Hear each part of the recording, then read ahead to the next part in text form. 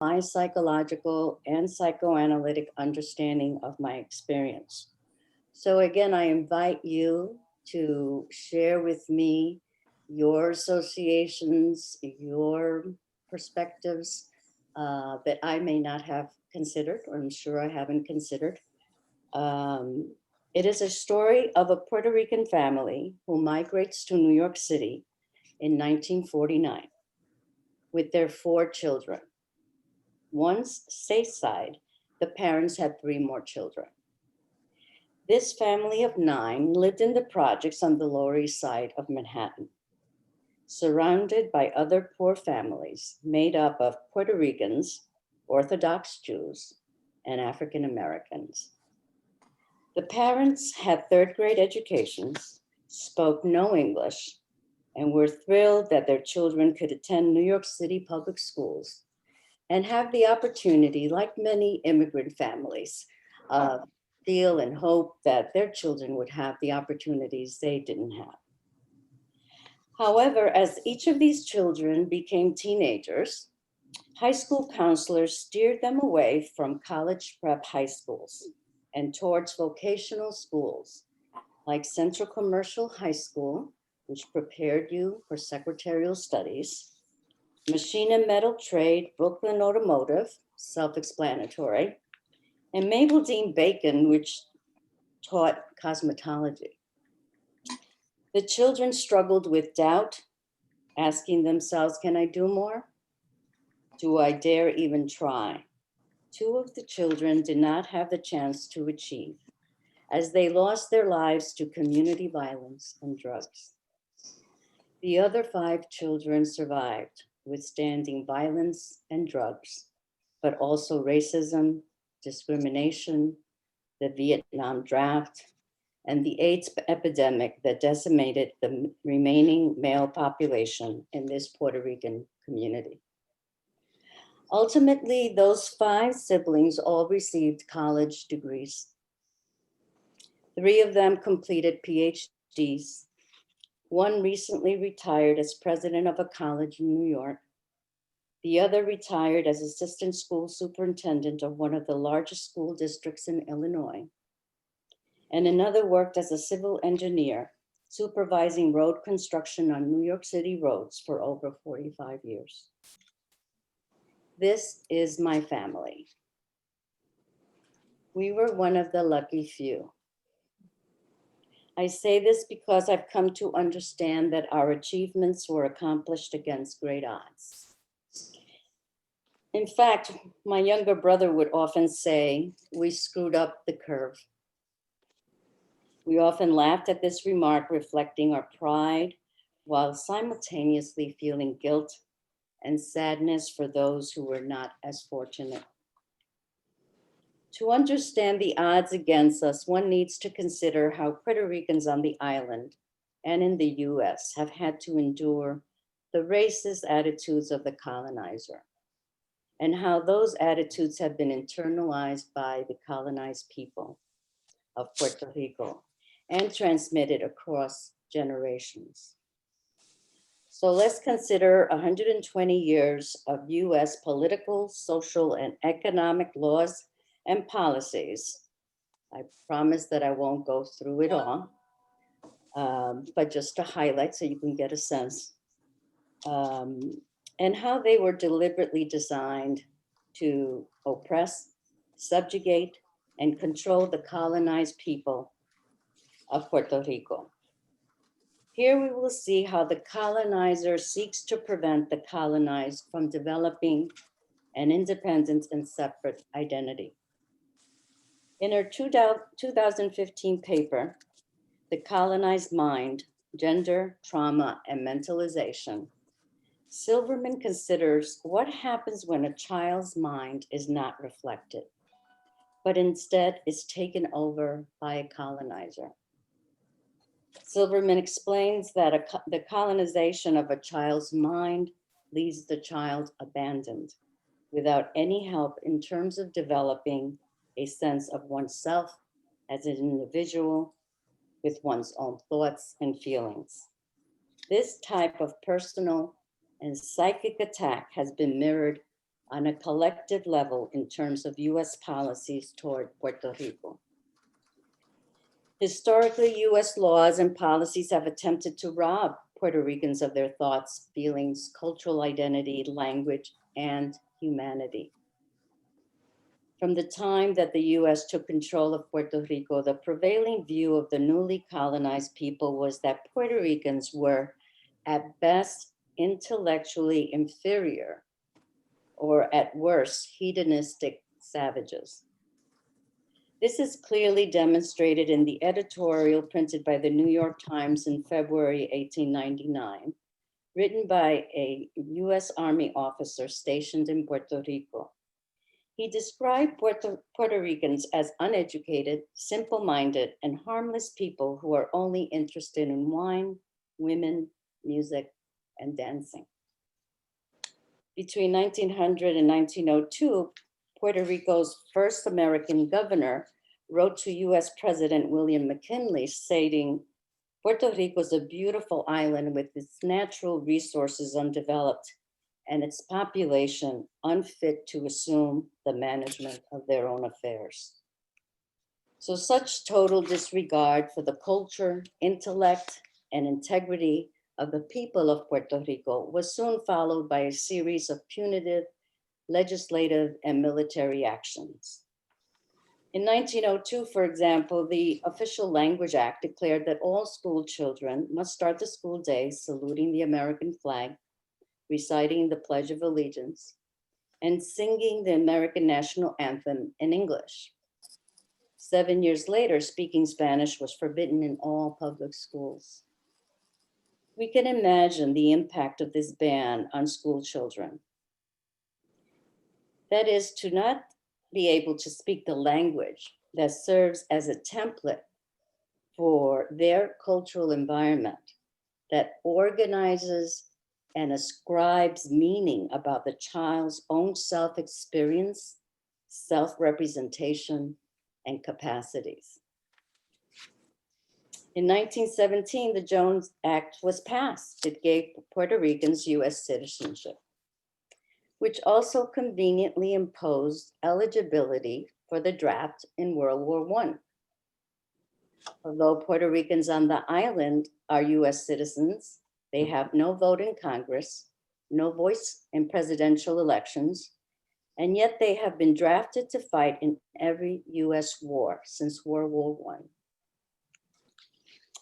In 1940, Scribner's commentator stated, all Puerto Ricans are totally lacking in moral values, which is why none of them seem to mind wallowing in the most abject moral degradation.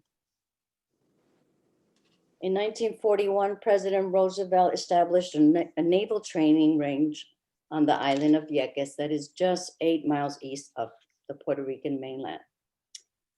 And this range was established for military exercises, as a firing range, as a ground for testing new bombs and missiles. These bombings continued until 2001 and have caused widespread ecological destruction on the island. Residents of Vieques suffer from rates of cancer 27% higher than their neighbors in the mainland. Beginning in 1944 and extending through the mid-1970s, the US Department of Energy admitted to federally supported radiation experiments carried out by government doctors, scientists, and military officials. These experiments were conducted on approximately 20,000 men, women, and children on the island.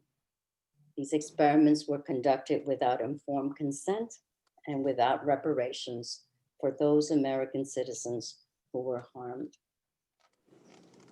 Since 1898, population control has been a major US concern, and laws were passed aimed at controlling the rapid growth of Puerto Rican population. A 1965 survey of Puerto Rican residents found that about 1/3 of all Puerto Rican mothers ages 20 to 49 were sterilized without consent. The US has a long history of forcibly sterilizing women from stigmatized groups. This past September, as most of you must have read, the Washington Post reported that detained immigrant women had been subjected to forced hysterectomies without their consent. In 1948, the gag law was instituted in Puerto Rico, which meant to suppress the independence movement. It made it illegal to display a Puerto Rican flag or sing a patriotic tune. Nobel Prize nominee Francisco Matos Paoli was sentenced to 20 years in prison for owning a Puerto Rican flag.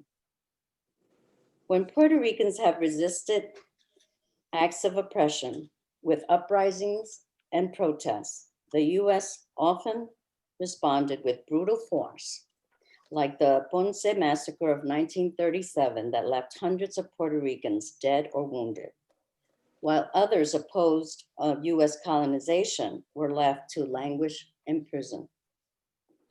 Silverman would argue that these uprisings and protests are examples of a survival mechanism, a colonized people's attempt to resist the colonizer. These brutal and violent acts of oppression were justified by the colonizers' belief that the people of Puerto Rico were subhumans, savages that needed to be tamed. This US attitude toward Puerto Rico continues today. So fast forward to September 20th, 2017, when Hurricane Category 4 Hurricane Maria causes mass destruction on the island of Puerto Rico. 10 days after the hurricane hit Puerto Rico, emergency workers struggled to restore basic services such as electricity and water. The US government chose to criticize the leadership of Puerto Rico and accuse the people of Puerto Rico of not wanting to help themselves. The US president was quoted as saying they, that is Puerto Ricans, want everything to be done for them when it should be a community effort. However, only a month earlier, after Hurricane Harvey hit Houston, Texas, this same president assured Houstonians, saying, "We will be here for as long as you need us." The recent crises in Puerto Rico, such as Maria, Hurricane Irma, and the earthquakes of 2019, also brought back into public's consciousness one of the most insidious aspects of the Jones Act, and that is the commercial and economic hardship that it imposes on the people. Specifically, this act requires that all goods imported into the island must be transported in vessels sailing under the American flag, which means all foreign goods must be first shipped to the United States, then transferred to American cargo ships, subsequently transported to the island. This not only increases the cost of imported goods substantially, but as we're seeing during the crisis of Hurricane Maria, it can cause dangerous delays with transporting life-saving goods. It is interesting to note that while this provision of the Jones Act was suspended during the recovery effort, it was only a temporary suspension. 2 months after the hurricane, I left for Puerto Rico as a volunteer with a group of mental health professionals. After 10 days on the island, I saw much devastation and many traumatized children and adults. Families witnessed roofs flying off of homes, trees uprooted, other homes disappeared in mudslides. Many saw bodies washed away in front of them as they took refuge on the roofs of their home, waiting to be rescued, reminiscent of what we saw with Katrina in New Orleans. A common anxiety and fear expressed by the families that we reached was that they would be abandoned, never get help again, left to die. Underlying this reaction, in my opinion, is a generation's old familiar fear rooted in being a colonized people, where dependency is encouraged because we are a people that cannot manage our own affairs. We cannot take care of ourselves. We on this team, mental health team, we knew that the US government was turning away, giving less support to Puerto Rico than other states received during similar disasters. We knew the US government was criticizing Puerto Rican people for not helping themselves enough. The families we visited knew this also, not because they had access to TV or newspapers, but because they knew it in their bones. They are familiar with being dehumanized, abandoned, and forgotten. We did not know it then, but 4,645 people died as a result of Hurricane Maria. However, I also saw a people that were resilient, that were resisting the colonizer from invading their minds and spirit, that were victims of US policies and indifference, but were determined to rise again. Puerto Rico se levanta. And throughout the island, and we travel from one end of the island to the other, and north and south, and you would see it in graffiti, billboards, flags, we will rise again, in English and in Spanish. It speaks to, again, the spirit that fights against the colonizer. FYI, in January, 4 months after, January 2018, 4 months after the hurricane, only 60% of the island had power. And most rural areas had no power or access to clean water until May 2018, 8 months after Hurricane Maria. Clearly, the history of the island is replete with systematic political, social, educational, and military policies designed to transform the psyche of the people of Puerto Rico. As clinicians and researchers, the impact of such practices can be both devastating and predictable.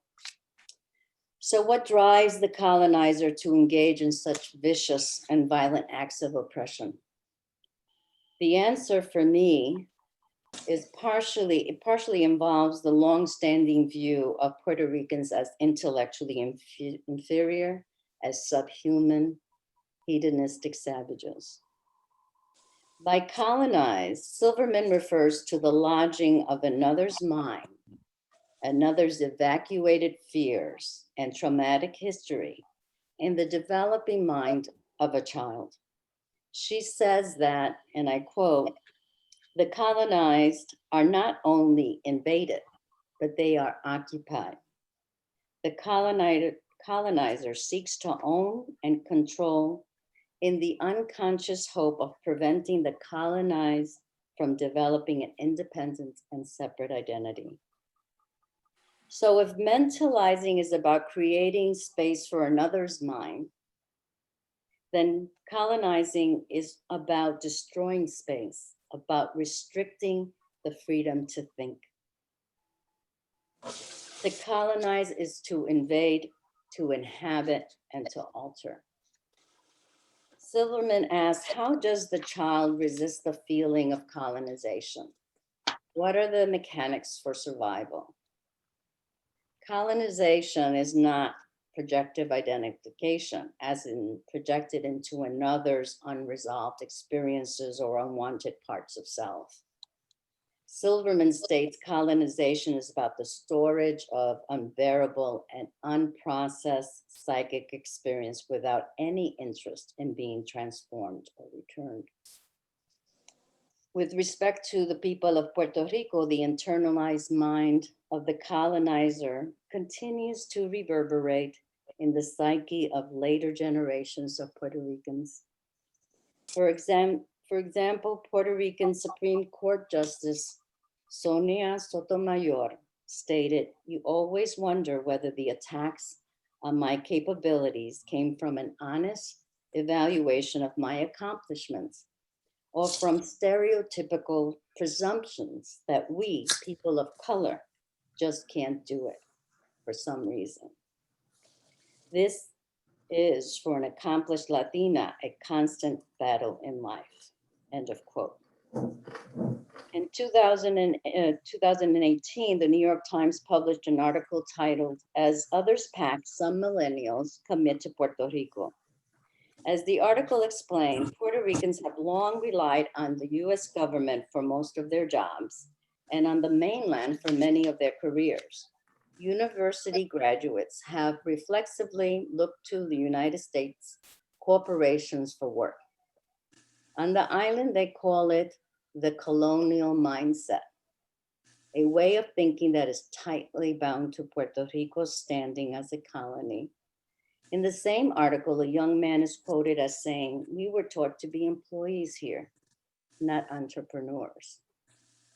We were taught to be employees. My siblings and I were taught to be employees, auto mechanics, secretaries, and cosmetologists." Don't you like that term, Carmen? This quote summons in me a question I have often asked myself. How did my family fight and resist the colonization of our minds? How did my family fight and resist the colonization? How did we fight others who tried to control our thinking? How did we resist other people's negative perceptions of us? And how were we able to resist and survive the colonizers' attempt to keep us from developing an independent and separate identity?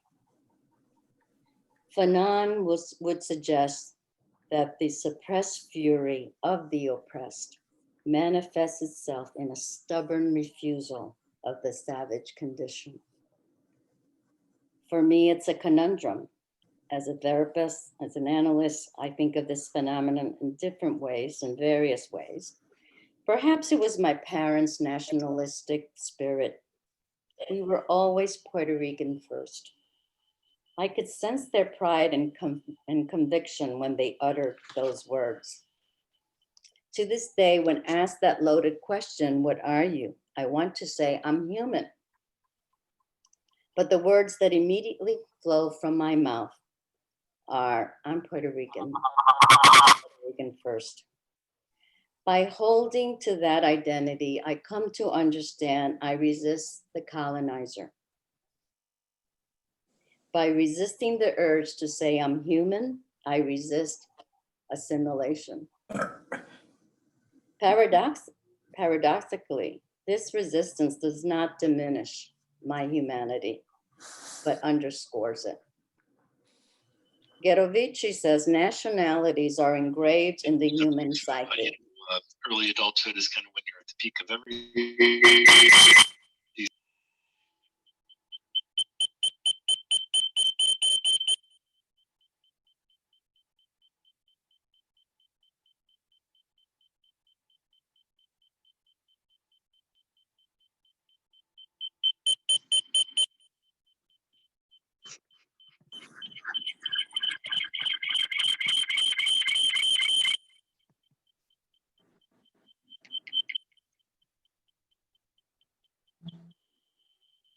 You're muted, Ida. Your mic's not on. You can't hear. The last few sentences. Ida, Could you repeat the last few sentences, Ida? We had some feedback there and I had to shut it all down. Okay. Dennis, is there a way to lock us in? I'm afraid it was a little bit of Zoom bombing. I can lock it now. Okay. We should be safe. Yeah, Dennis, I think there's still some feedback there, but okay. It ended when I locked the meeting, so that must have been the trick. Could All I right.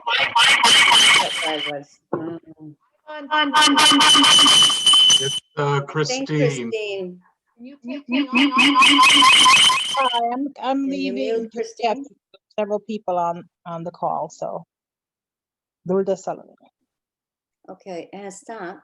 Sounds like it. Okay. Okay. So let's see. I'll go back a couple of sentences. Did you say, Lynn? Okay. About 5 sentences. Okay. So to this day, when asked that loaded question, what are you? Are we okay? I want to say I'm human, but the words that immediately flow from my mouth are I'm Puerto Rican first. By holding to that identity, I've come to understand I resist the colonizer. By resisting the urge to say I'm human, I resist assimilation. Paradoxically, this resistance does not diminish my humanity, but underscores it. Gerovici says nationalities are engraved in the human psyche, yet it comes at a cost, fighting the internalized voice of the colonizer, who continues to instill fear and a complex of inferiority is ongoing and exhausting. When confronted with the everyday experiences of racism, discrimination, and barriers, old wounds reopen. The internalized voice of the colonizer resumes its speech. I feel the fight every day, and I also see it in my siblings. We have to work harder, be better, continuously, consciously, and unconsciously, proving we are worthy and able. Justice Sotomayor describes the struggle well by saying, in every position that I've been in, there have been naysayers who don't believe I'm qualified or who don't believe I can do the work. And I feel a special responsibility to prove them wrong. Unfortunately, success eludes many Puerto Ricans. Entire generations have become victims of the colonizer. Today, there are no New York Times editorials making racist commentaries about Puerto Ricans, but the negative attitudes toward Puerto Ricans that prevailed for 120 years continues to persist via institutional and structural racism. Combined with the power of law and the ambivalence of lawmakers, this racism serves to build a permanent Puerto Rican underclass, both on the island and here in the United States. So every time I go back to the Lower East Side and I meet with my childhood friends, I am acutely aware of the wasted potential and the profound losses experienced by parents and siblings in this Puerto Rican community. Young men who were not in college during the Vietnam War could not get deferments. The invasion of drugs stole the lives of thousands who saw no way out. The colonizer succeeded in denying these young people their creativity, their talents, and ultimately their humanity. And as most of you know, not much has changed. When I did this presentation in New York in 2018, I read a New York Times article that morning before I spoke. And the title of the article was How the City's Elite High Schools in New York City are addressing issues of segregation, inequality, class, and privilege in their schools. Mayor de Blasio was quoted as saying that although Black and Hispanic students make up 67% of the school population, they make up only 10% of incoming students of elite schools. And so, as Rena Lazar and Adrian Harris have stated many times, the personal is political. And so it is also the other way around. The political is personal. The political is personal for many Puerto Ricans and for me. As a member of an analytic community, I am hopeful about the growing curiosity about the impact of historical, social, political, and cultural roots on our patients' psyche, identities, and the spaces they occupy as human beings in the world. We can no longer ignore how racism, culture, and poverty influence how we are structured. Let's keep in mind that Freud regarded the study of society as central to psychoanalysis, and that Harry Sullivan stressed the importance of considering the influence of cultural, political, and economic forces in understanding our patients' suffering and what he called problems with living. If we do ignore these important dimensions, we are refusing to see, to recognize the other, and deny our patients the opportunity to establish a coherent, valued self. But in order to do this, we need to examine our own cultural values and unreflected upon biases and the racist attitudes embedded in our theories. If we do not, we risk reenacting the colonized colonizer dynamic. We unconsciously and unwittingly expect our patients to assimilate or to pathologically accommodate or to use Leighton's normative unconscious term, that is, be more like us, white, the majority, in order to be accepted, in order to belong. However, as I said before, it comes at a cost, and Leighton reminds us that it is difficult to simultaneously experience a sense of confidence and competence without disavowing another part of our identity, the identity forced on us by the colonizer. I'm reminded of a quote from by Melanie Souchet in her 2010 article titled Face to Face. And she says, as a white South African, I have struggled with owning the role of the aggressor, the colonizer. I have explored my whiteness, a melancholic structure, as based in part on the disavowal of an identification with the oppressor, whether current or historical. I have come to understand that this aggressor, the colonizer within, can never shed, only disrupt it over and over again. Donald Moss, in his book on hating in the first person plural, reminds us that there is an internal racist in all of us, and how we do not hate as isolated individuals. Rather, we hate as part of a group. Therefore, we hate racistly, homophobically, misogynistically. We hate not as I alone, but as a white person, as a brown person, as a straight person, as part of a group. Therefore, we cannot avoid racist enactments in the clinical encounter. An example of this, I know that some of you were at the Self-Psychology Conference Part 1, where Joy Weitzel-Barth presented this beautiful case, the case of Angie, a 15-year relationship, where she attempts to illustrate the limitations of empathy as it applied to her work with Angie. But I think there was more to this, and I think she did get to this. Angie was a Black lesbian woman, successful in the arts.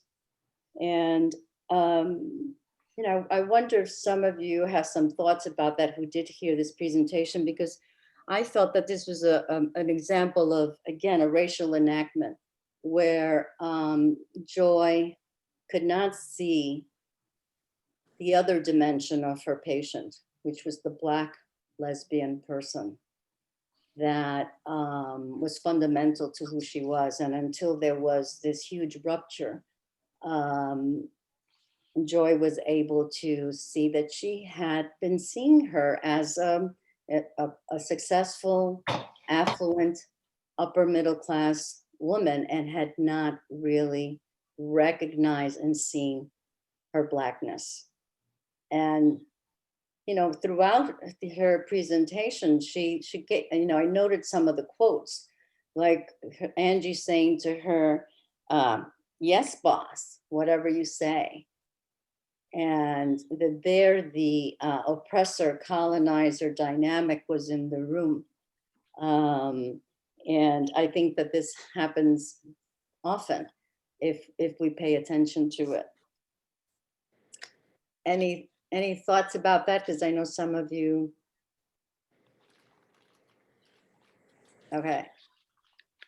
You're all muted.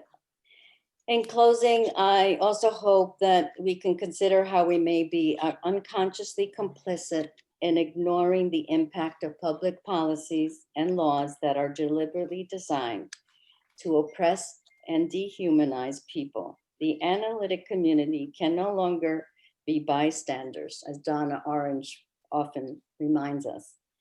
Separating children and parents at the border, the sterilization of women held in detention camps are behaviors that are justified because certain people are still seen as primitive and less than human. These policies and behaviors directly conflict with the restorative and humanistic aims of our psychoanalytic community. Thank you.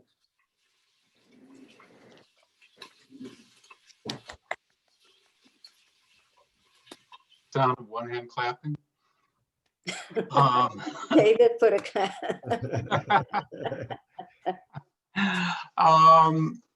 Let's open it up for discussion. There's a lot to think about there. And we've done pretty good with keeping it orderly the past few meetings, so let's give it a try.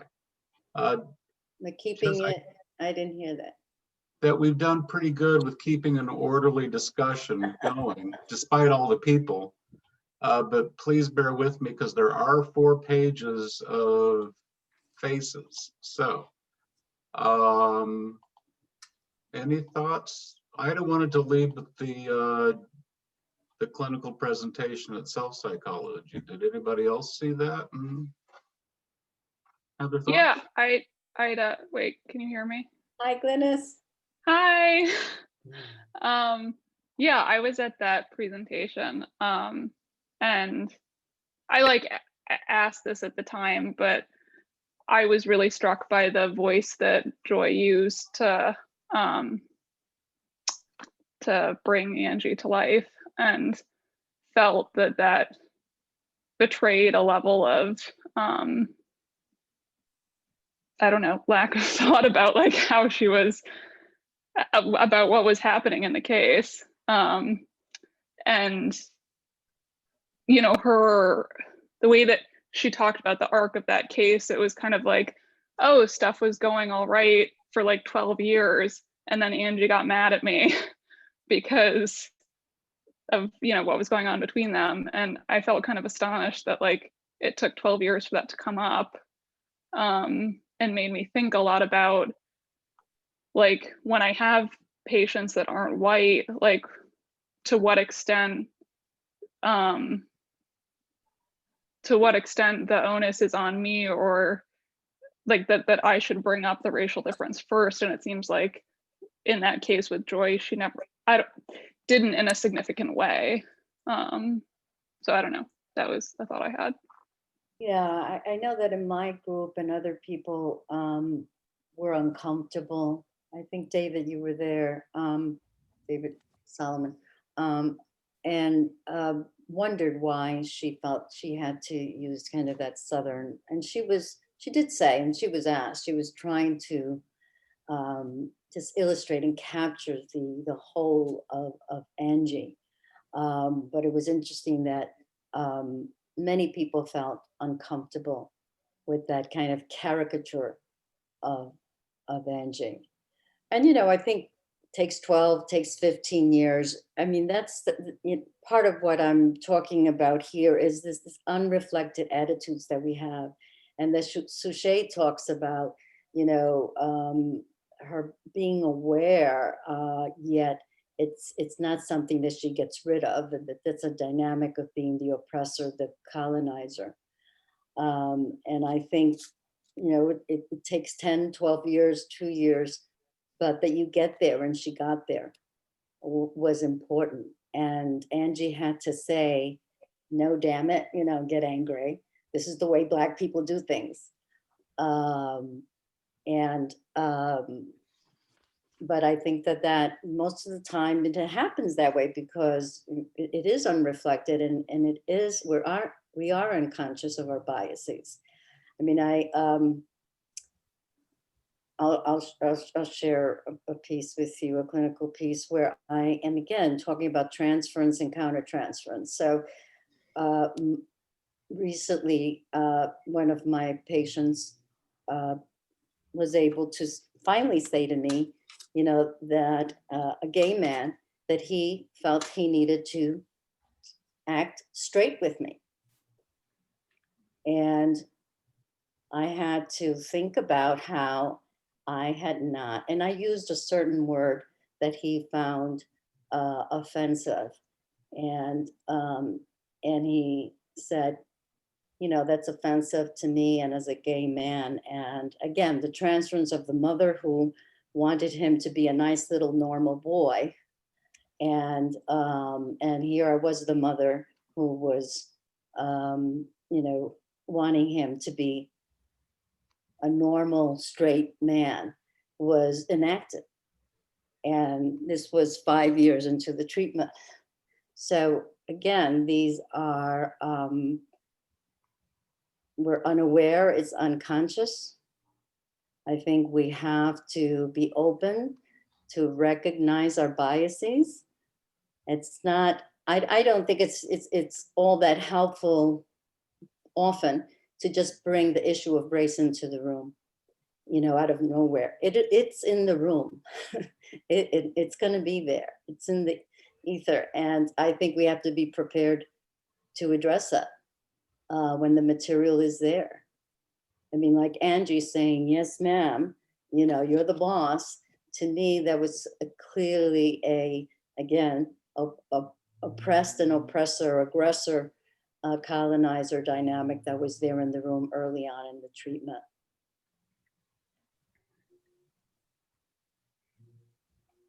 Hi, Ida, it's Ashley. Hi, Ashley. Hi. I have my camera off because I'm in the middle of cooking. So, but with that comment, I wasn't at the last presentation you're talking about, but it really resonated because I have with my friends who are Caucasian, if they've made a statement that I felt was dismissive or demanding, I have said to them, yes, massa, whatever you say, absolutely. And that really resonated in the sense, like, if a person of color makes a statement along those lines, it's very telling. But it's interesting how often it can be missed because it's viewed as a joke or thought of as a joke or thought of as funny. And obviously presented that way because we also try not to be confrontational as well. But just because it's presented that way, like not allowing that to be a missed opportunity, because it speaks volumes if someone reverts to, yes, massa, whatever you say, and being able to recognize what's being played out in those dynamics for that person to feel as if they've been placed in this position of being colonized and being ruled over. Well, and I appreciate your comment because I think that, again, those comments, if we're lucky, they come into the session and we can examine them further, right? If we are open to and to our own role as the oppressor, as the colonizer, our own privilege. And I think we have to be aware of that there is a power differential, whether you're a relational person or not, you know, and this is going to come up in the treatment. It may have to do with race, it may have to do with poverty, class. I mean, I would imagine that these issues, especially now with the Black Lives Matter movement, the protests, that this with COVID, knowing that we have families that lack basic resources, that this is coming in and our patients are talking about this. You know, our patients are talking, I don't feel safe. What does that mean? I don't feel safe as a Black person and I don't feel safe as a white person. How do we treat these topics in terms of, is it a defensive, you know, do we dismiss it or do we consider it as, you know, this tells me something about my patient, something important, something internal that, you know, again, we should consider this is internalized by our patients, and it has an impact on their structure and who they are and how they see themselves as human beings. You know, we can talk about sex, we can talk about money, you know, but why can't we talk about race and the issue of class and the fact that there are, you know, most likely in the room, someone that has more power than the other.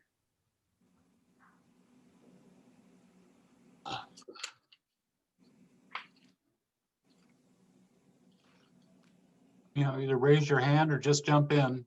Might be easier to just jump in. We got so many people.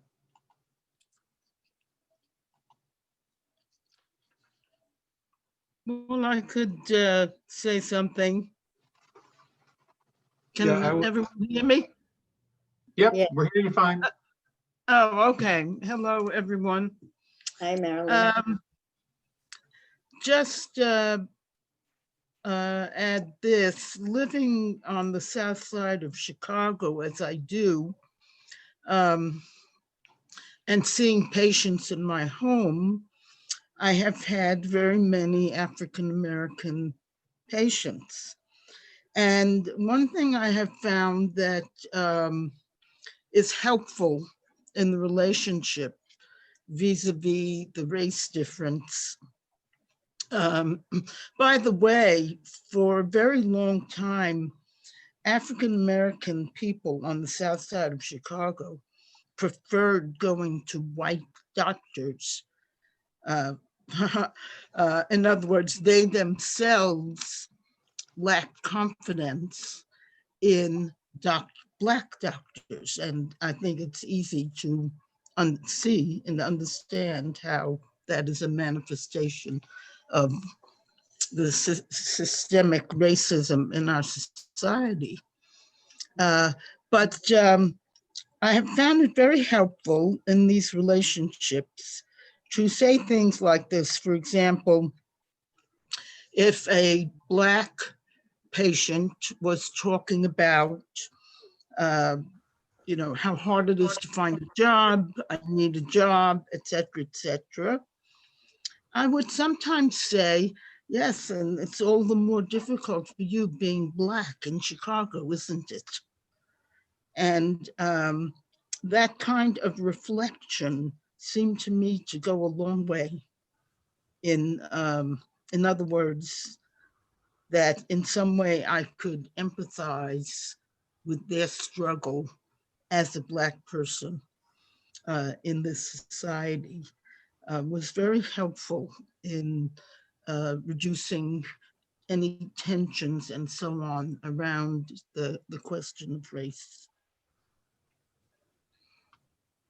It's a good point, Marilyn, and I think that it is that comment.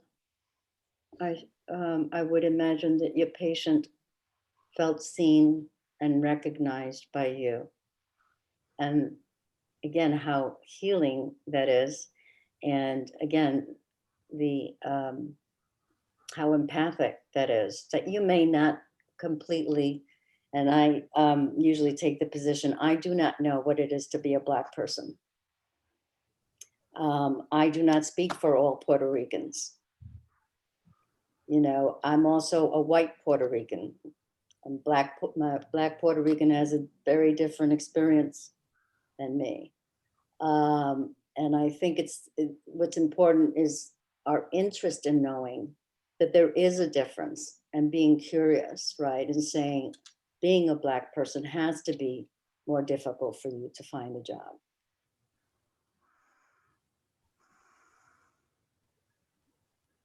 Thank you. Ida, I really appreciate it. I'm going to poke at it harder than you did, though.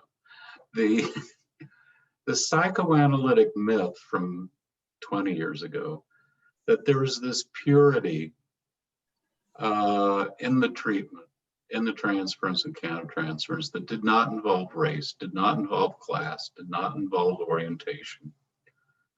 And that was the way many of us were taught, even though it was a myth. And I think we've all had to grow out of that myth. Of course, some of us knew it was a myth all along, but it's a stubborn one.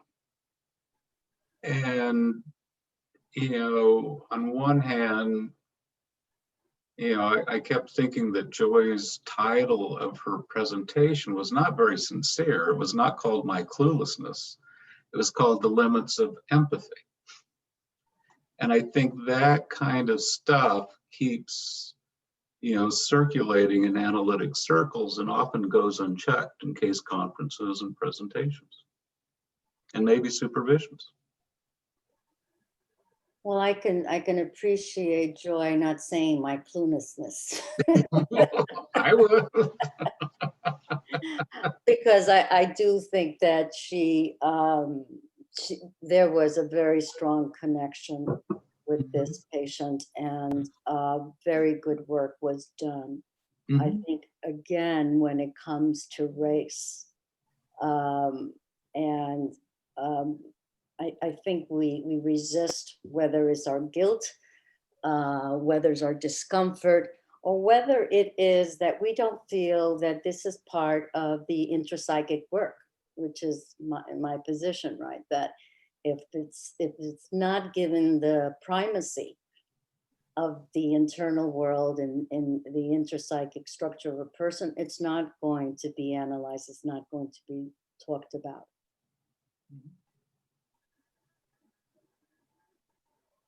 The mention was made to a person who was led to discover that the origins of some of the problems about race in this particular person was that the mother wanted him to be a good little boy.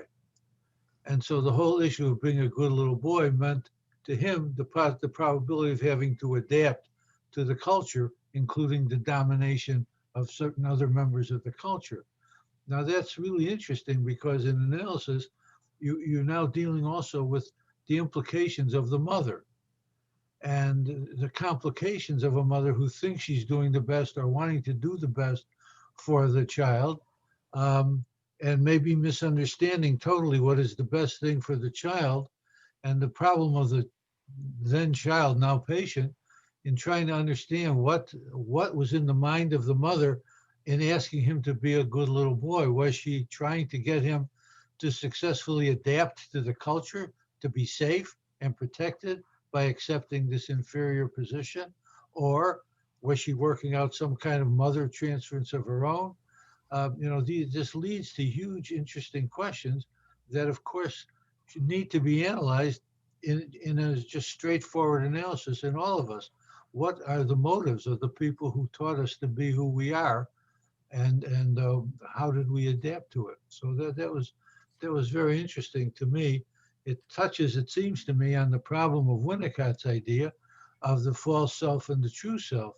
You know, the false self is the adaptation to society and to culture, but we carry it around with us as a protection, as Winnicott said, and we don't give it up very readily. So what you're bringing to us is a dimension of analysis in some people, touches on this whole idea of character and adaptation and defense transference and things that we've learned over the years, now having a new dimension to it.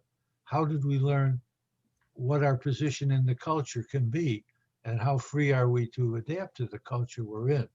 So thank you. That was very helpful to me to think about. I was interested in the fact that there was Black Lives Matter, and it was very applauded, and everybody was cheering and yelling. And then there was such a reaction against Black Lives Matter, particularly in the government, that it was amazing how this thing that everybody was cheering about, suddenly there was this total reaction. So the idea of the colonist and the colonizer and the colonized is really dynamic. It's not a simple matter. There's openings, and then there's reactions to the openings as well. So we hope that every generation will improve on the one before it, And that seems to be the hope in the case, actually. So I think there's hope after all.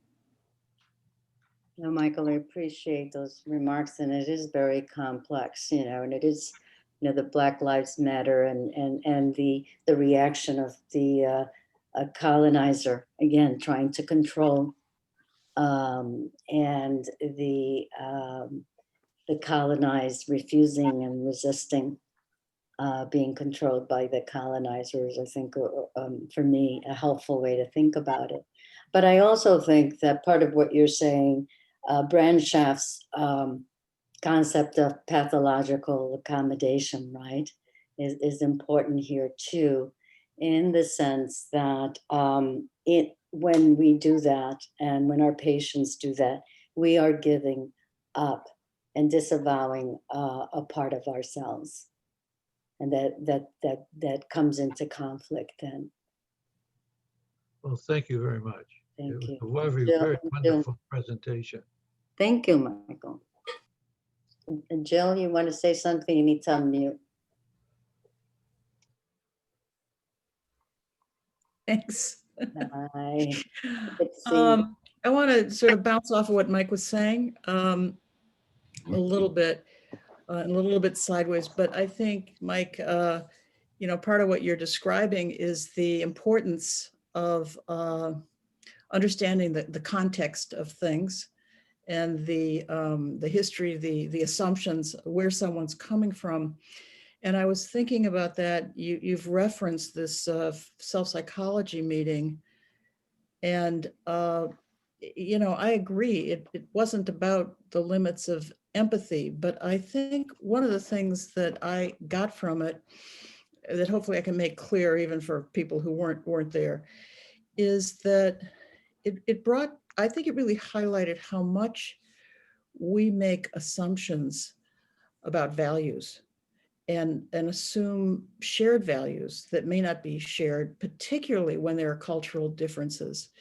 Joy got into a lot of trouble with her patient who had a brother who was always getting in trouble and then hitting her up for money. And Joy simply said, you're tired of being responsible for him. And it created an enormous empathic rupture because this woman's values were such that she could never, ever imagine abandoning a family member, no matter what that person did. Now, Joy made the assumption, and I think we do this all the time, that it's not good to be exploited. And she was trying to, you know, empathize and protect her and support the idea that this woman didn't want to be exploited, but not understanding the cultural context. Mm-hmm. She completely missed the point. And what was meant to be empathic created this massive rupture. And I think with the things you're talking about, when we're dealing with people, really any people, but especially when there are cultural differences, we need to be aware. We're not always aware of the assumptions we make, which I think we just need to start by being aware that we're making them.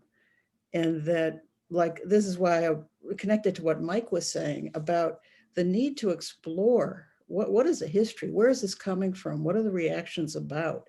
Whether it's because of what was going on with the mother in Mike's example or in this one.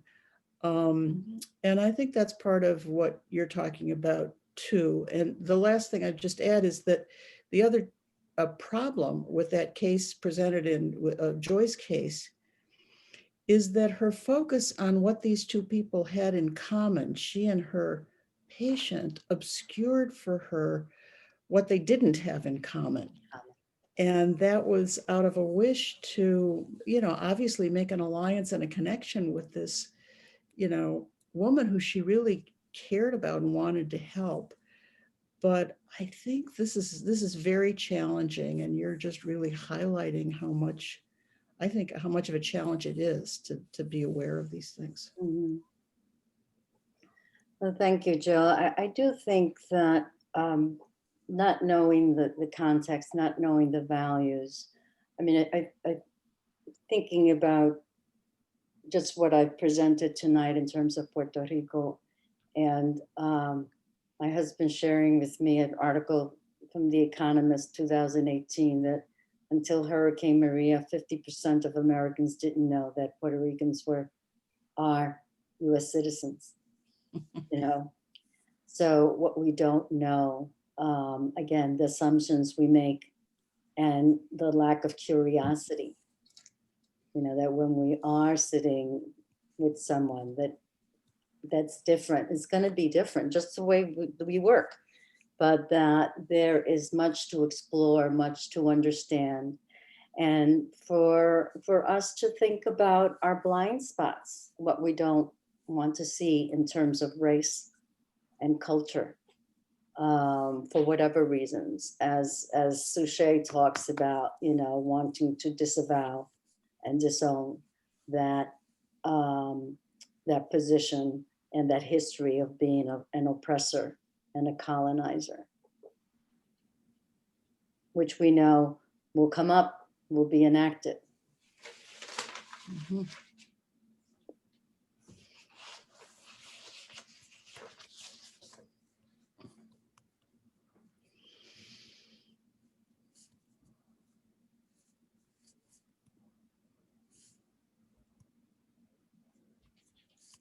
Well, something interests me about what was just described. I was not there, but the patient whose brother kept coming to her for money, and the rupture when the therapist didn't realize the difference in values. Something that would interest me about that situation, and this is not something that I would ask the patient, I'm just explaining what would interest me about the situation, is whether or not giving the money, and apparently the patient saw this as, or experienced this as a part of her culture and a very important part. This is what you do. You help family members in this way. Whether or not it was actually helping him to do this. In other words, I would wonder, what is it he is doing or not doing that leads to his constant need to turn to others for financial support? And so I might try to open that line of thinking with the patient. Of course, you want very much to help your brother, and rightly so. Family members should help one another. Do you feel that he is actually benefiting from the money you give him? That's certainly another direction, right, to explore. I would want to think again about not only that moment, but moments throughout the treatment where Angie was trying to highlight and mark their difference, and Joy couldn't see for, you know, a variety of reasons. You know, and I would ask all of you as members of an analytic community, you know, is this an important dimension that you think needs to be considered with your patients, whether white, black, brown, poor, you know, of a different class? Is that something that you think or feel that it's an important dimension to consider in understanding your patients? I just wondered if I could comment on a case that I actually didn't hear. I didn't hear the presentation, but just to kind of point out another complexity, which is that, you know, I'm thinking about this little interaction that is described between this patient and her brother, where in some ways she is now in the role of the person who is the one who others are beholden to, and is kind of reenacting with her brother in this family a scene that is played out historically with her on the other end and her whole family on the other end. So I'm thinking about how difficult it is both to acknowledge this, this enormous and sweeping cultural trauma, which, we don't have access to, but also to allow somebody their whole mind, which includes the question of to what extent is she enacting the role of the colonizer with her brother? And it's very hard to kind of hold both of those sides at once. But we don't want to foreclose anything because now we, are depriving someone of another piece of their humanity. Thank you, Nancy. Yeah, it is something to think about in terms of what was getting enacted between Angie and her brother. And what it means for her to present this in the treatment. Mm-hmm. Mm-hmm. Ida, I have a question for you. What are your thoughts about Who is this? Ashley, sorry. Okay, Ashley.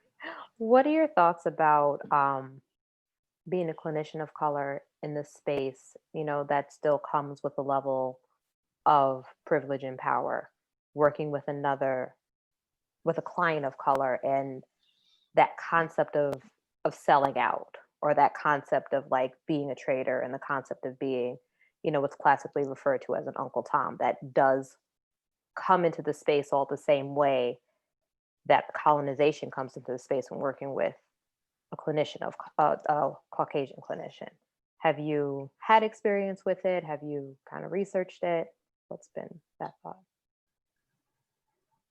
Let me make sure I understand your question. So as a clinician of color and working with a patient of color? Yeah. And what's the power dynamics and how that can present as potential betrayal to like the race or the culture? Wow. There's a lot there. I think that I would say that, it depends on the client and the patient, whether that's an issue. There's always a power dynamic.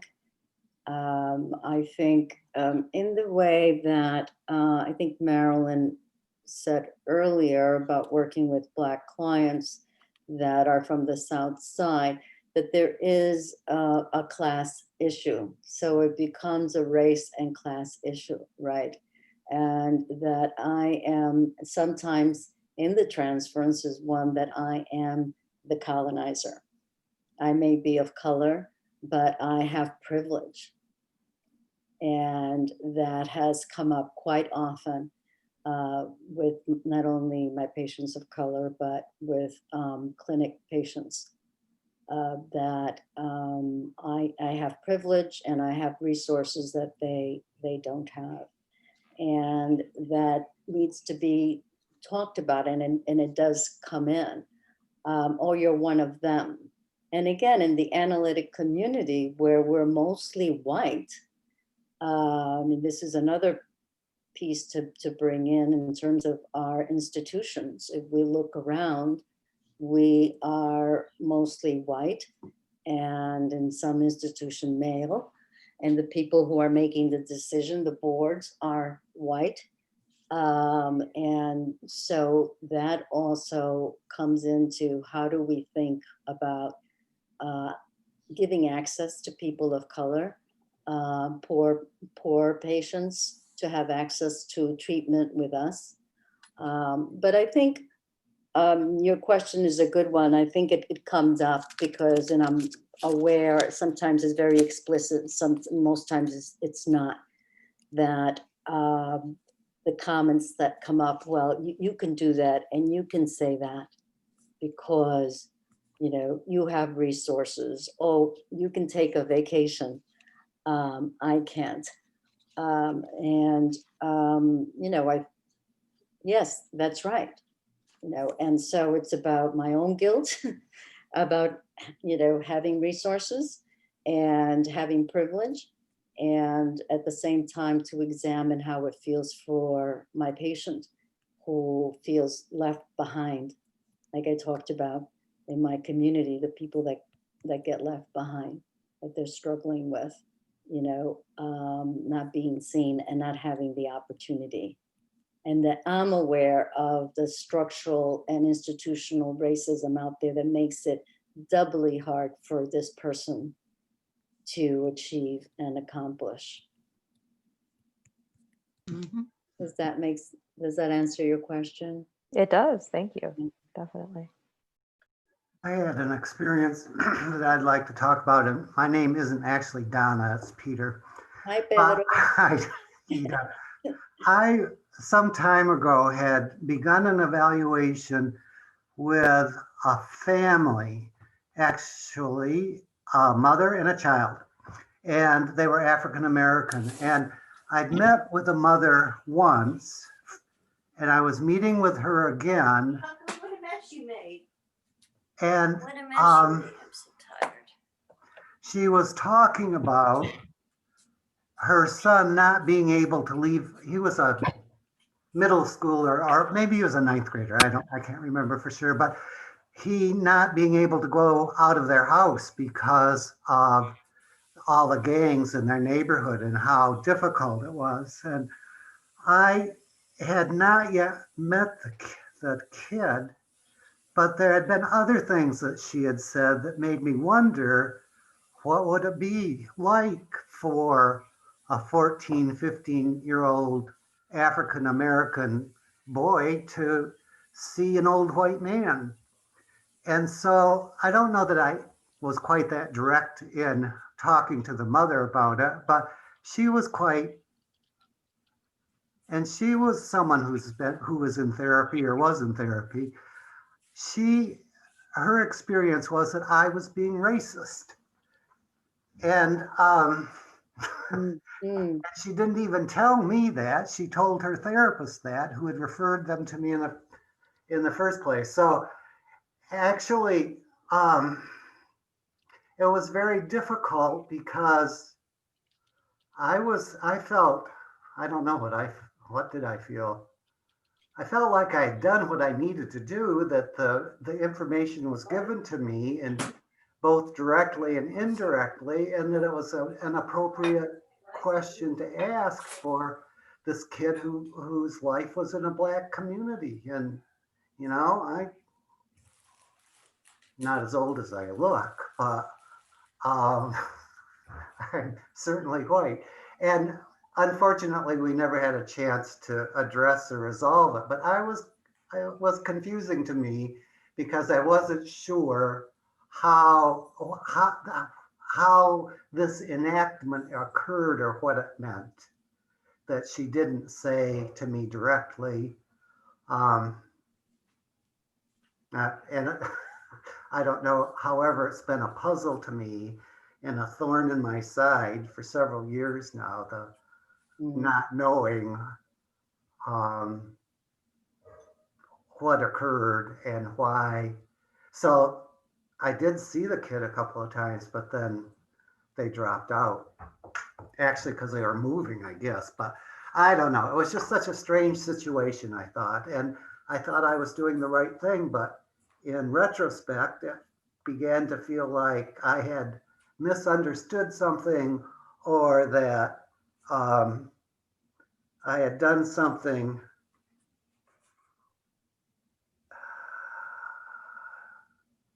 untherapeutic.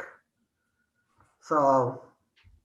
Well, I'd like to let others respond. I mean, I'm thinking about Glynis's question and Marilyn's comments about, bringing race into the room when this mother was talking to you about, the danger's not the old white man in front of me, is the Black community that I live in that's not safe.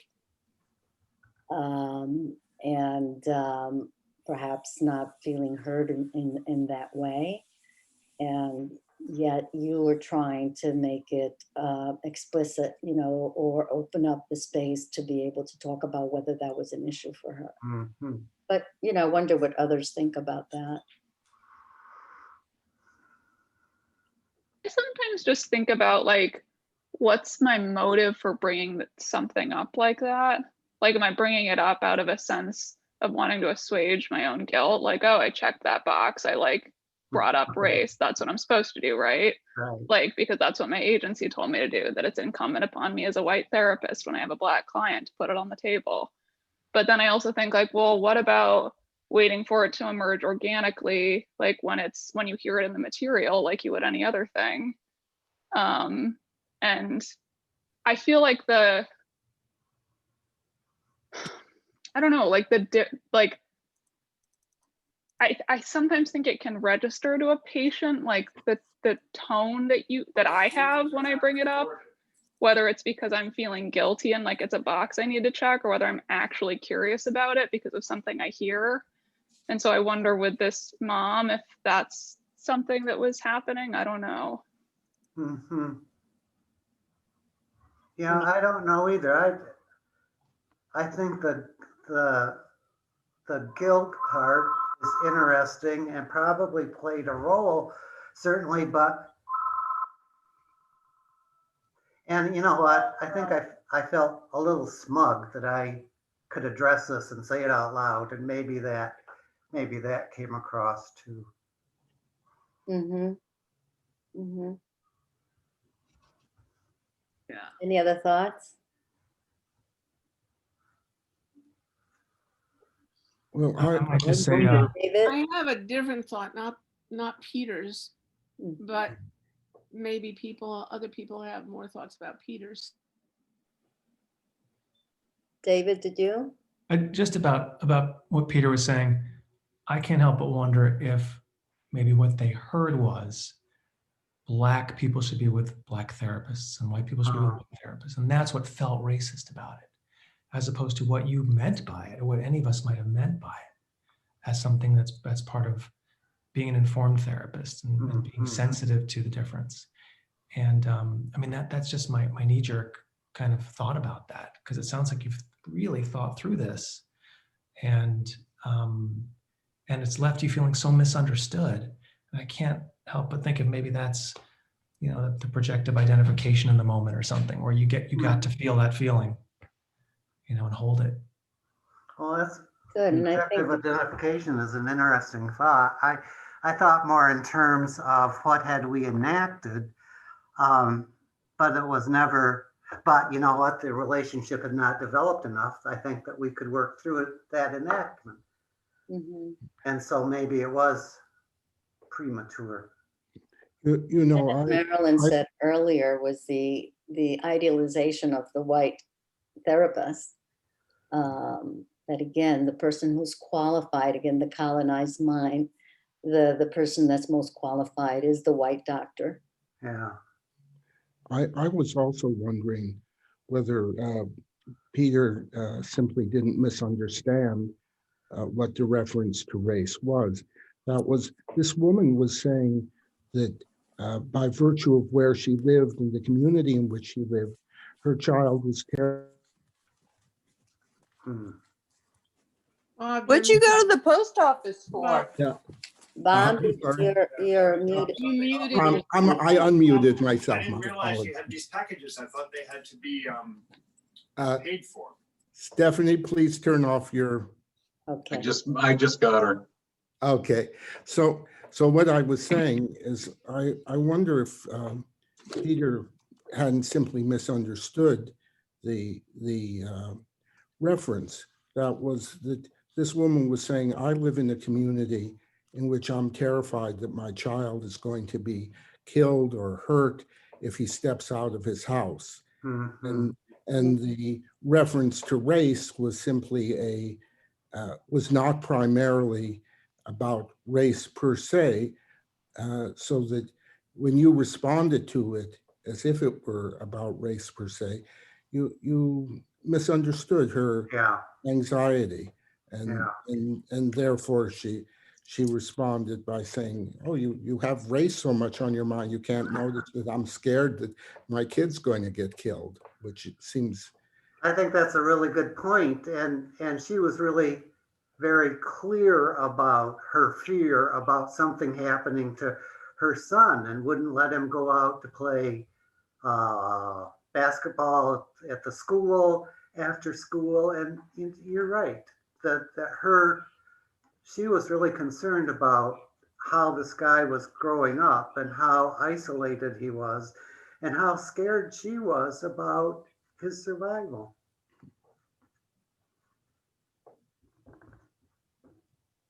Molly, you had. Yeah, I have but it's a pivot. So, I was wondering if you could think about the function of language in colonizing. I work in China a great deal, and I do analysis in China a great deal. And in my work, it feels when I'm conducting analysis in China, my patients have to speak English. And there are times when my patients will feel blocked, and analytically, I don't understand where the affect has gone. And then I'll attempt to support them to associate in their own language. I will say, go inside, associate, and see if you can figure out in your own language what you're thinking. And then the majority of the time, that will resolve or dissolve the silence that they're feeling with me.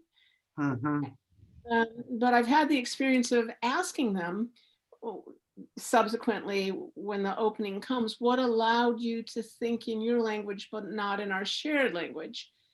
And more than once I've been told that my language prohibits some of his or her thoughts. That by speaking in my language, and these are all people who speak English embarrassingly well relative to my Chinese, and I really do feel like they have somehow internalized me as the colonizer and prohibited themselves in English through the language. Well, that's it. Yeah, that's interesting. I mean, I'm thinking about Greenson's piece on the mother tongue and the woman that he saw, that did not want, was German and fluent in German, but did not want to use that her sessions, and how her self-representation in German was what kept her from using German in the sessions. And Marie Pettis Foster talks about the language where experiences encoded in the language that it happened, right? So that language is a very relational piece. And so that, I mean, in here, I saw my beloved analyst twice for 2 analyses. And there were times when I just felt that I could not, I had to say what I had to say in Spanish, because it was so early on. It was a phrase that my mother had said or that my siblings said, and it was just, it couldn't be translated. And to her credit, she would let me say it, because that's where the affect would be. Right. And that's what Pettis Foster talks about in her book, The Power of Language in the Clinical Process. That, again, she reminds us that those early experiences that are encoded in that language, it's difficult for it to emerge in another language, even though you are, bilingual and fluent in English. I'll share with you an experience I had with my daughter, and I must say that my kids still blame me for not speaking Spanish at home, so they're not as fluent. But my daughter, after college, decided to go to a Spanish immersion program in Costa Rica. And after 2 months, I picked her up, and she wanted to impress me with all the Spanish she learned. And we're driving back from the airport, and she just yakking away and, using her Spanish. And I'm so proud of all that she's learned. But there was something gnawing at me, you know, there was, and I wasn't even aware that there was something just not right until we were almost home and she switched to English. And I said to myself, my daughter's back. That is the language of our relationship. Now, with my mother, speaking to her in English, although she has limited English, but you know, understands enough, the language of our relationship is Spanish. So that, again, I think to think about the importance of language and the relationship and what that means, and the earlier experience, how challenging it is for us who conduct in English, and although our patients may be fluent, their early language, that's, again, where a lot of the affect is, and it's connected and to relationships. I don't know if I responded to what you were asking. I think you're getting at it. The affect of the relationship between you and your daughter is in English, or it gets expressed. It gets conveyed, not expressed, conveyed in English. It's being so understood on such a fundamental level, and you're using that language, just the way I feel with my mother when I speak English, or when I say a phrase to one of my siblings in Spanish and we laugh. You know, we don't need an explanation. But when one of the struggles that I'm having, and it's related to just what you're saying, if they're learning, if my supervisee, for example, is learning to do analysis in English, how is that going to get conveyed to them so they can do analysis in Chinese? In Chinese. With all the affect that they have intact. And I actually had one supervisee say, well, English is the language of analysis. And that really bowled me over. I felt very much like I had lost the fight. I thought it was German, not English. Anyway, I saw it as don't give up the fight. I wondered about whether there was some internalization of me as the colonizer, in that I'm introducing analytic theory, analytic technique, analytic sensibility in a way that can only be conveyed by me in English. And they're somehow soaking it up, but saying this can only happen in English. Well, and how they need then to take that extra step in translating it into Chinese, right? And all the effort that takes, and some of it is not translatable. Right. A lot of it, I would imagine. Alan Roldan wrote this book titled In Search of Self in Japan, and he speaks about, again, the difference of psychoanalysis in Asia and Japan, and the difference, the expectations that the analysan comes to, and you probably have experienced this, Amali, with your supervisees. The transference that emerges is very different. You know, this concept of a mai, that you can know what they or sense what they need and provide it. Yes. Yeah. Thank you. It's a really good presentation. Thank you. I just wanted to say it's Merari. Merari, hi. Hi. As I was listening to you, listening to your presentation, I felt so identified in, as you were telling the story of the history of Puerto Rico and how many times I heard those stories as a Puerto Rican myself, and how I was feeling that very deeply within myself as you were talking. And it made me think about the multiple sides of ourselves as you were talking, and how they present in the therapeutic encounter with our clients. And it just made me wonder because it's a question that I've asked myself, how many people know about this, that you know all of this, that this is part of your story, and your connection to the island, and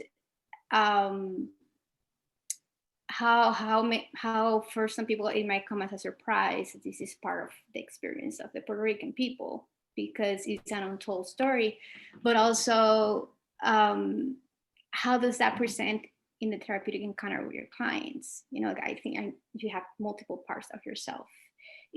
Has there been moments in which that Puerto Rican side comes out and, you know, manifest more clearly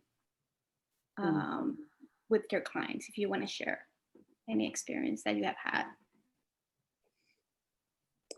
Well, it's similar to Ashley's question, although, you know, she phrased it differently, I think, in terms of class and being the person with power. But, you know, I think we all bring into our sessions, you know, our history, right? And those multiple identities. And, you know, and I think that this has been the lifelong struggle for me, especially in the analytic community, not to hide that part of myself. You know, we at Merari is an ICSW advanced student, and I'm proud to say I'm her dissertation chair. So glad that she's here. And both of us interested in this topic. But, you know, I think that we just did an anti-racism retreat at ICSW, and you know, we had to ask ourselves as an institution, you know, where are we? Are we the white club? Are we the token club? You know, are we the multicultural or the anti-racist institution? And so we struggle with, in some ways, we're the white club still. In some ways, so, you know, we have the token, a couple of brown people that are faculty and on the board. And the hope is to move to a multicultural and anti-racist institution. But having to even think that way, you know, as we, as brown people, Black people come into the analytic institutes, how do we feel? What's our sense of belonging or not belonging? How accepted do we feel? And how authentic can we be about who we are? When I presented a version of this paper in New York, I remember in the morning, I'm thinking, oh, should I wear small earrings? Should I wear little jewelry? You know, look a little more white. And I compromised in between. So to have to think about that.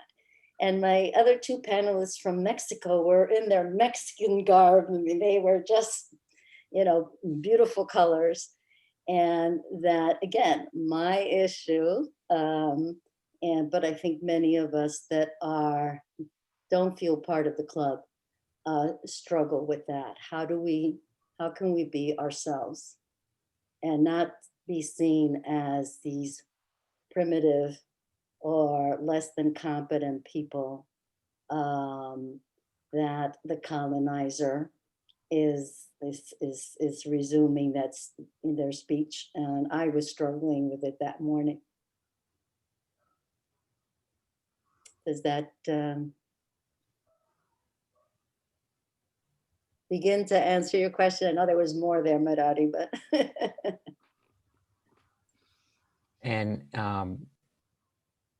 good evening, Ida. This is Noé Mojica. Hola, ¿cómo está? Muy bien, gracias. Excelente presentación. Muchas gracias. And I'm not a member of the psychoanalytic community, but I know a little bit about it. And I was interested in your presentation because of the bibliography that you have and having Frantz Fanon there. And as someone coming from the island, it resonated a lot what you said in terms of what we perceive the United States is, and what comes from this country is always superior, is better quality. It has a higher level of sophistication. And I think that that permeates even in the way that we study theory and interventions. And I think that by you bringing Fanon, in a way, it's also decolonizing these approaches and bringing other perspectives that we may not be used to. And for you to bring up the elephant in the room about the whiteness in the psychoanalytic community, I think is really refreshing and inspiring. And this is not only happening in your community, but also in other communities as well, where we are breaking ground as people of color and hopefully opening more space to talk about these issues, because we're just a few, and then we have to struggle so much, like you said, to be legitimized and to earn their respect. And so by seeing you in the midst of this ocean of people is very inspiring and encouraging. And I always reflect on my own students when they say how nice it is to see a Puerto Rican in front of them teaching and talking about all these theorists from other countries that are not necessarily European or USA. And so it's just something amazing and beautiful to have this space to talk about these and to name this, to name the whiteness and to name sometimes the institutional oppression that we go through as people of color. Thank you. Thank you. It's great to see you.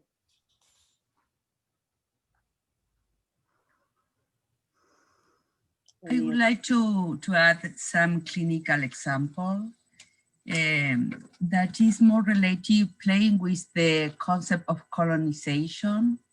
I would like to think about the self-colonized mind. And I was thinking about one of my patients. I'm from Argentina, therefore I'm immigrant, obviously, from my accent. But I work with a different patients from American people, Hispanic people. And one of my patients, when she came from the first time to my office, she sounds very American, typical 19 years old girl. But at the same time that she sounds very, very clearly so American, I saw physical Asian features in front of me. Therefore, I could have two messages. I could see a girl very fluent talking in very American English because she grew up here. But at the same time, I found that she was adopted and she was from China. And then that is the moment that I could readdress the idea of self-colonized mind in the way of a split two different cultural heritage, because she was adopted for American family. She is American, even she didn't born in America, but she's American citizen. She grew up, she was adopted for American family, Pennsylvania family, very small town, conservative, white town.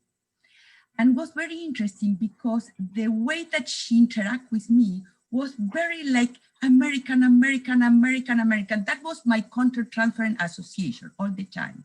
And I start to think, okay, what happened with these features, these physical features that are in front of me? Which is the history behind it? And then progressively, we start to work about this traumatic previous experience when she was in the orphanage in China, and she was a toddler, and she was adopted for American family. Therefore, working through, we could start to integrate both sides of her history, because she is American and also she's Chinese. And the aspect of her Chinese heritage is more her traumatic history, or the most traumatic aspect of her history. Therefore, I think that is very interesting to work in the integration of the different aspects, because I'm talking now in English, but I have a different cultural heritage. And it's very weird because my parents are European and I'm Argentinian. Therefore, I could say that I'm Hispanic or Latina. Therefore, I think that the idea of integrate different heritage, in the case of my patient, Chinese heritage, that was a traumatic experience, with the American experience, was a very interesting new version of herself, in which she started to be more real enough and not good enough. That is very interesting, and I think that you were talking about, again, in your countertransferences, where is the Chinese identity, right? And looking at the features, and that was left out of the room,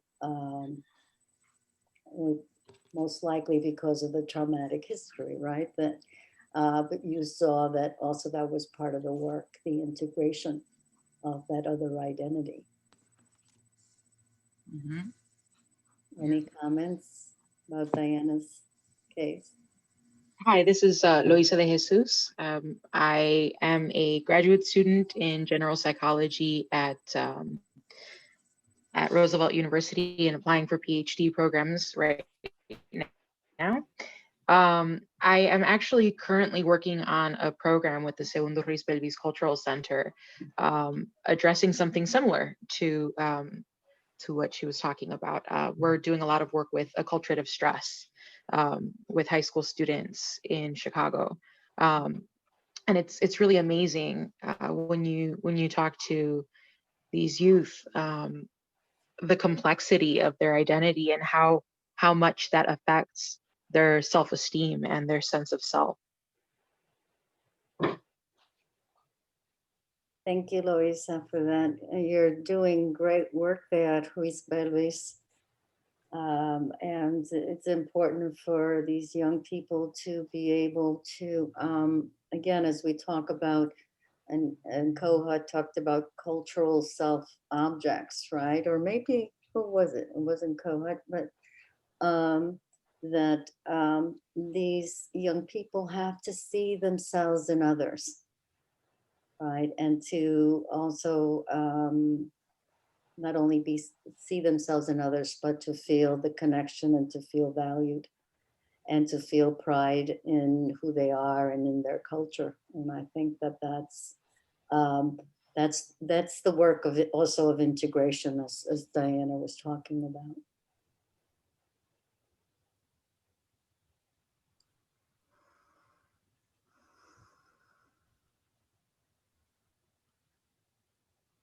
You know, something that I've been thinking about throughout this talk, or that I think about a lot in any presentation about race or culture or class and how that informs a clinical encounter, is like how like interstitial, like nitty-gritty exchanges between a patient and a therapist are where those differences come to light.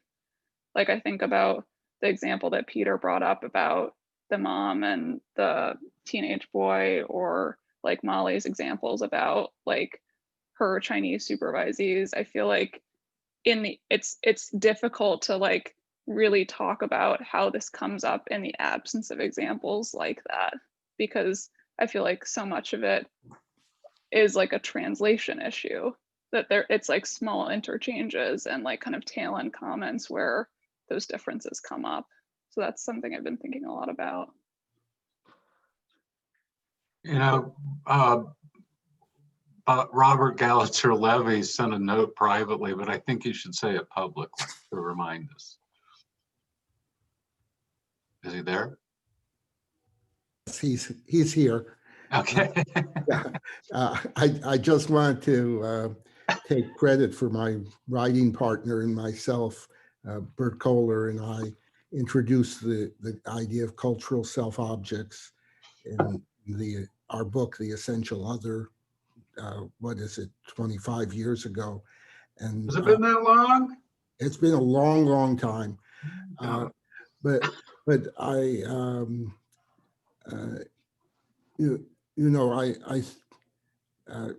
to give a plug to the concepts of the book that I think is very pertinent to this whole discussion, which is that whether you want to call them self-objects or essential others or other supports for the experience of the self, these are lifelong and changing functions of people, societies, communities. And I think if we're to understand ethnicity from the inside and therefore cross-ethnic thinking, it's absolutely, it can't possibly be done. I don't think there are human beings who exist outside of a context of these essential others, whatever you want to call them. And that when you lose that, an appreciation of that, then you get the kinds of misunderstandings and which are all potentials for new understandings that I think have been largely the subject of this discussion. I also think it's very, very striking. Ida's been very kind in the way she's not been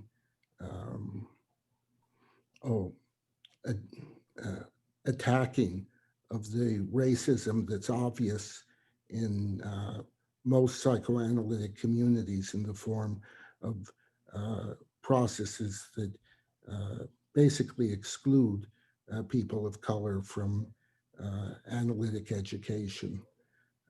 And I think that that really needs to be acknowledged as a simple reality of the current situation.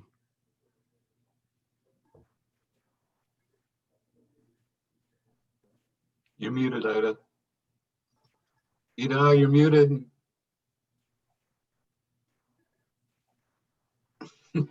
Just said to Bob that you don't know how much I appreciate that comment and that comment coming from you.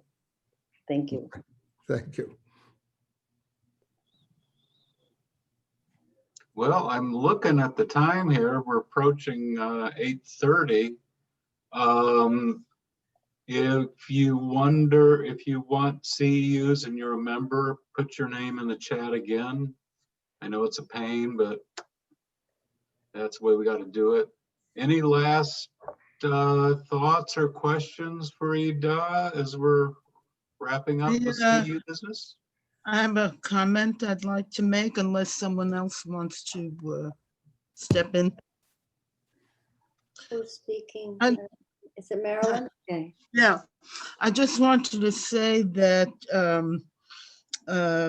with respect in particular to people of the global South, Hispanic people from Latin and South America, that the issue of whiteness has many facets, and one of them is that with whiteness came also the immense military and economic power of the United States that for a very long time brought terrible depredation,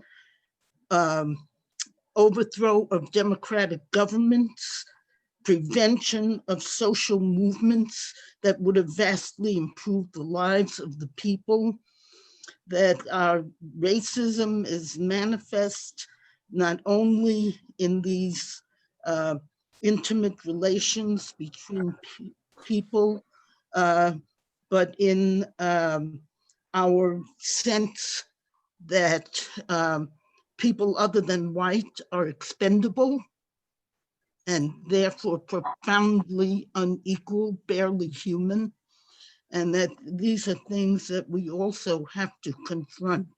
And I can tell you that having been a college professor for 25 years in a school that was essentially almost completely white, that talking to students about the role of the United States in crushing the peoples of Latin and South America brought them to a state of manifest trauma.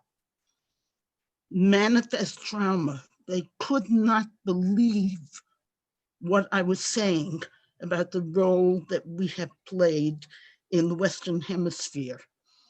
And this is something we need to be open about too, more and more and more. And the more open, the better. Thank you. Thank you, Marilyn. I want to thank Dr. Roldan again for this evening. Thank you for, I think, a very moving presentation and a wonderful discussion. And once again, I notice a lot of new faces here tonight. Please come back again. You can go to our website and join our email list and keep up to date with what's going on. We'll meet again in January with Jeffrey Stern. But I wish everybody good holidays, as good as they can be. And again, my sincere thanks to Ida. And I was resonating with our 25-year history as I listened to you speak. It was really quite wonderful. Thank you, and thank you for having me. Denis said that this would be a small, intimate group, and when I saw all these faces on the screen, I thought, oh dear. But we managed, and I managed, and so it did feel intimate, so I thank you all. Thank you. Gracias. The sound of hands clapping while muted. Right. Hope to see you all in January. Denis, I want to read some of the comments because I wanted to listen. So is that possible? Yeah. As we go off, okay.